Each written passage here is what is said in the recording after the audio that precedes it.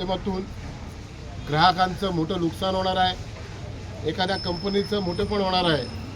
आणि आपले म्हसळा तालुका हा ग्रामीण डोंगराळ भागातला राहणारा जनता आहे, त्यांना हा मीटरचं भार एवढा पडणार आहे की जसा आपल्या मोबाईलच्या बाबतीमध्ये आपण रिचार्ज करतो त्या पद्धतीने आपलं जर तिथं मीटरच्या ह्याच्यामध्ये हे झालं तर आपोआप तिथं कटिंग होणार आणि ते ताबडतोब आपण ज्यावेळेला रिचार्ज करू त्यावेळेला आपली लाईट चालू होणार.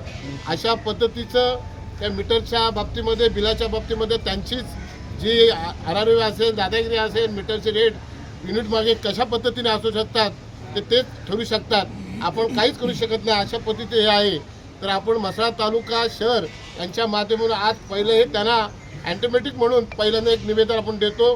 नंतर संपूर्ण तालुका हा MSCBच्या ह्याच्यावर उतरून आम्हाला संघर्ष करायच्या अगोदरच तुम्ही हे मीटर जे स्मार्ट मीटर आहेत ते पूर्णपणे बंद करावे, लावण्याचे बंद करावे.